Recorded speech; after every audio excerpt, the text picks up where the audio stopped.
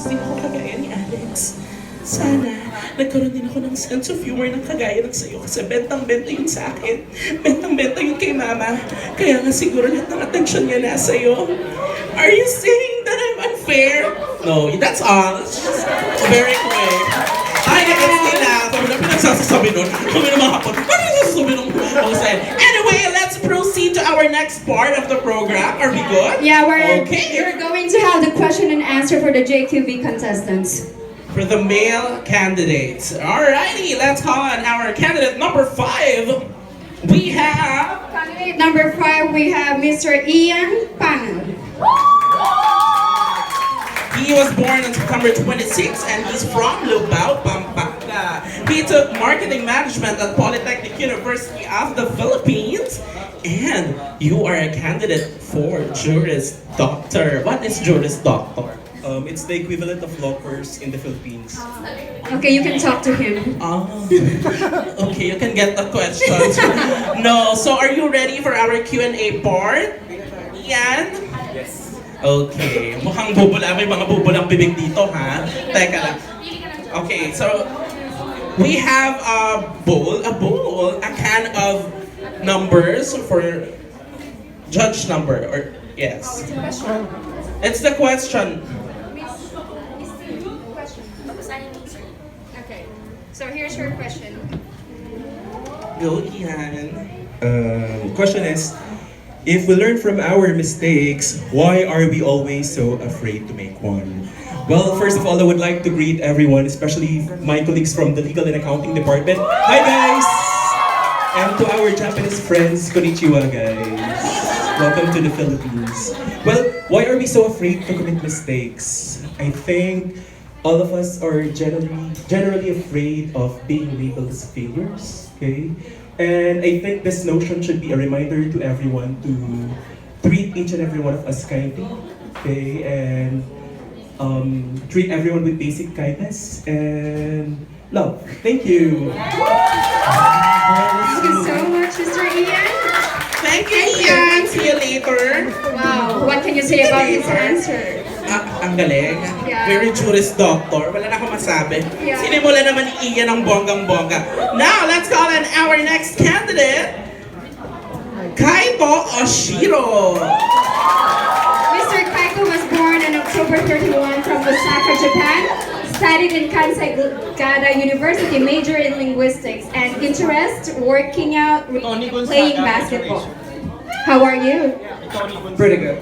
Pretty good. Wow. Not nervous? You're not nervous. I'm quite confident. Just a quick question before you get a question. How many languages can you speak? Just Japanese, English, and just some Chinese. Why? Some Chinese. But not that good. Good. It's a learning progress. Okay, now you can get your question. Kala ko biscuit question. And now you can read it. What big lesson could people learn from your life? Okay, what big lesson could people learn from your life? So this is very philosophical question. I think it's very hard to pick one because life is very long. But I think we can know how to love people and that talk to people, and then life is all about the human relationship. So we cannot live by ourselves. So just supporting to each other is very important things in our lives. Thank you so much. Thank you so much, Mr. Kaito. Thank you, Kaito. See you later. Yes. Bakit may kinikilig doon? Mostly girls are shouting. What's with the kilig? Okay, so let's have the next candidate. Our candidate number 7 is Joel Orbon. He was born June 1st and he's from Irigan City. That's from Bicol. Studied accountancy at Ateneo de Naga, a certified public accountant, and he is into farming, reading, and currently into photography. And he also helps with charity and was a university representative. Very achiever. Oh, bakit? So many side comments from these I girls. know. Okay, Joel, are you ready? How are you feeling right now?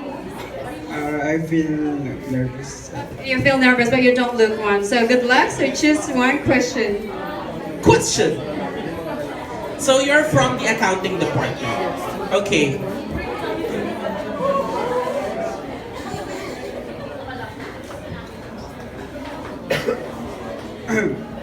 Some people say you are. Silence, please. So I will repeat. Some people say you are your own enemy. In what way are you your own enemy? I'll just repeat. Some people say you are your own enemy. In what way are you your own enemy? Everyone, please, let's be quiet for a while.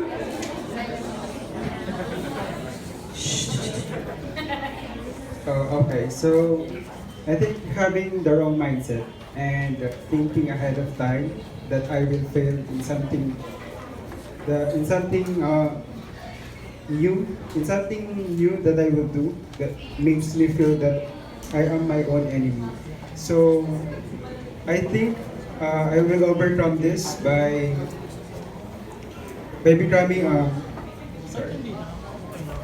So I will overcome this by being able to think ahead of time, be ready, and be able to have faith in whatever I do. So that's all. Thank you so much. Thank you so much, Joel. Okay, so I guess we're down to our next candidate, Mr. Roy Conrad Gali. So, Mr. Roy Conrad was born October 23 from Pasay City and took AB Legal Studies at Lyceum University Manila and currently a law student at Lyceum University Makati. He studied at Lyceum University and interests mountain climbing, playing basketball, playing the guitar, and cliff diving. Oh, very what do you call that? Very outdoor, Very outgoing. Outgoing, outdoor, very active, ha? Okay, so are you ready? Ako din, into wall climbing, into mountain climbing. Wall climbing ba ito? Okay, your question. Think back 5 years ago, did you envision your career or life as it is today? Okay, so we will repeat the question. Okay, his question is, think back to 5 years ago. Did you envision your career or life as it is today? Well, actually not, because I tend to live in the present. I don't think much of the future because I love enjoying the present. It excites me, so I don't plan very ahead. So just living and enjoying what is today. That's it. Enjoying the present. Are you single, sir? If you don't mind. I'm single but not available. Oh, In a relationship. Tinatanong ko lang naman. single but not available. Yes, he's enjoying the present. Okay. Thank you so much. Yes, thank you. So- Sakit nun, Okay, let's have the last but definitely not the least candidate. candidate for Mr. JQB, we have Mr. Alan Keith Maquinano.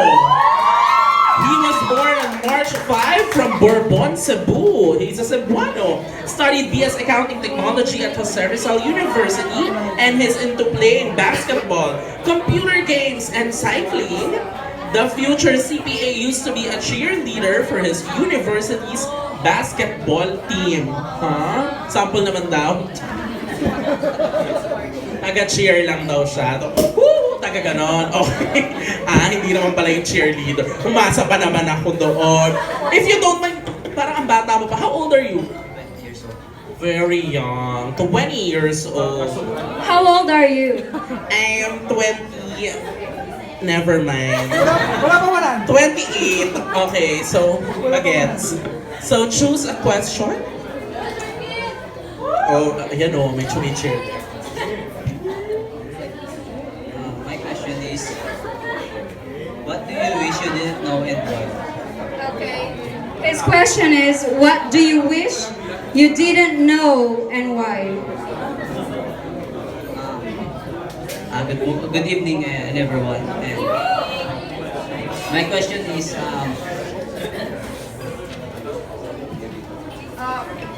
Kindly keep quiet because he told me that he will not answer unless you all keep quiet. I wish. The question is, what do you wish you didn't know? For me, my wish was I didn't know that I shouldn't know that the truth about death. For me, death is a very hard feeling, and losing someone is very hurtful. And for me, I wish I didn't know that kind of idea or thing, because me myself, if I'm going to lose someone in my life, maybe it will take time to heal the pain inside me. Thank you so much. Thank you so much, Alan Keith. Okay, so I guess that sum up our JQB contestants for the Q&A.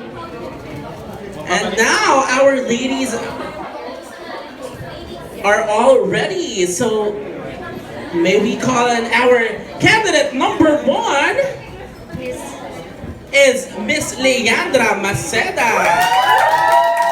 She was born on August 6 in the city of Manila, an animal lover, and has a sweet tooth. Especially milk teas. Took BS Psychology at Universidad de Manila, and she's into reading, singing, surfing the net, and watching movies. Akala ko surfing na ano na lalaon yun na Siargao Singing, surfing the net, and watching movies. Okay. Once again, Leandra Maceda. Hi, Leia, right? Okay. Wait. Singing can you share a little a little sample naman dyan? Nilagay mo singing hindi ka makakaligtas sa akin. Go, Leia! Woohoo! You gave me a reason for my being, and I love what Everyone, clap your hands. you give me the meaning through my life. Yes, I'm young beyond existence, and it's all begun when I met Wow, let's give her a round of Ang bakit naman Miss World lang, kumakanta. Once again, Leia, I have your question. Read it. Ay, pabalik ng tanong, pinakanta na daw.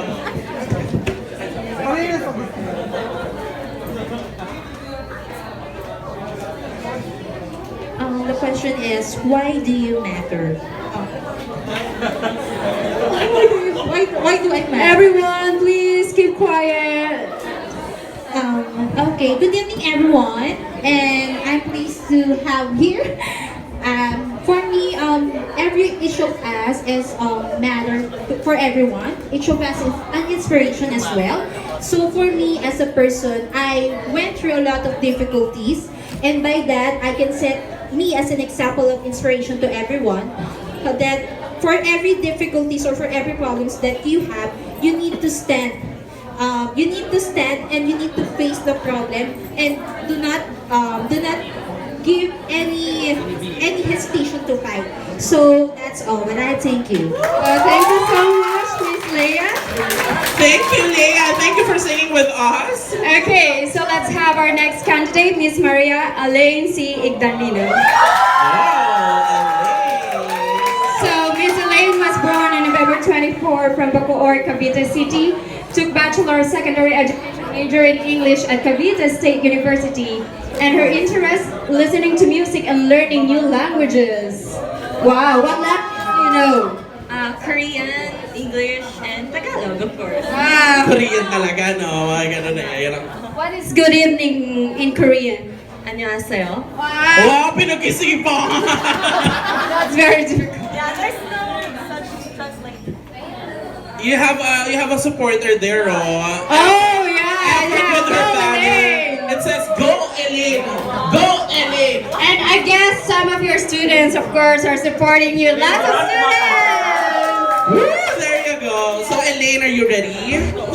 No. Okay, choose your question.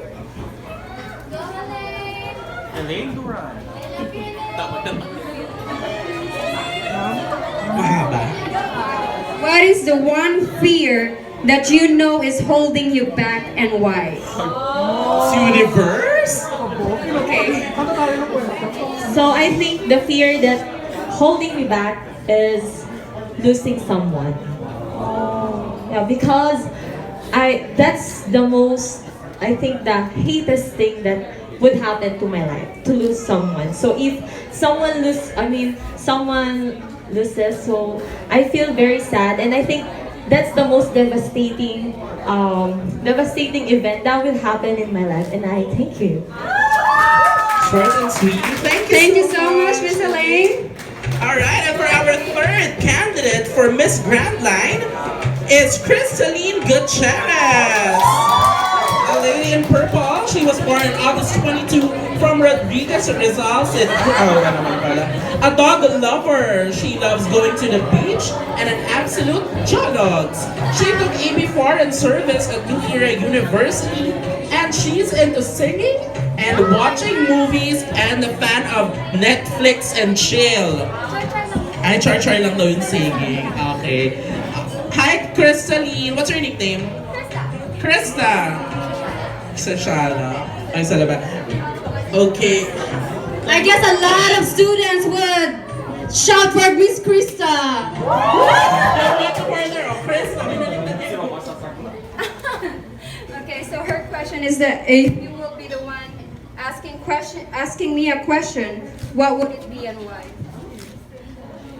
Are you happy?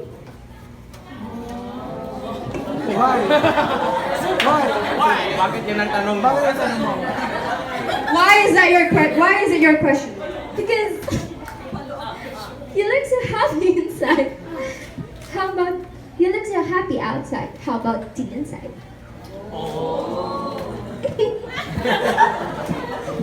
May hugot ka. May paliwanag. Yeah, that's it. Now you, she will be explained. Isa-isang tanong mo, daming tanong. Okay na yun. Okay, yes, thank you so much. Short answer. Yeah, that's a very short, question. Straightforward answer. Ako nagtanong, ikaw sasagot. Candidate pala siya. Oh, I'm a candidate. Yeah, I guess I'm happy. Inside? Yeah, and you don't have to explain yourself to anyone if you're happy or not. Oh, see? That's my answer. You have to clap for me. Thank you so much, So much, Miss Krista. Krista. Chika siya. Sabi niya, alright. And let's have candidate number 4, Miss Joanna Marie Marcelina. That using the strategy that my students are offering.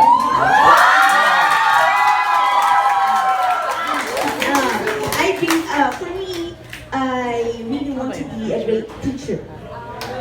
Because of course, many students want to learn. And that gives me inspiration to become good teacher too. So, for example, as you can see, I have many supporters here. And they're giving me motivation to stand here in front. And aside from being a teacher, I am here to represent the beauty of operations team. That is the reason why I want to, before I die, I want to be known as a good teacher.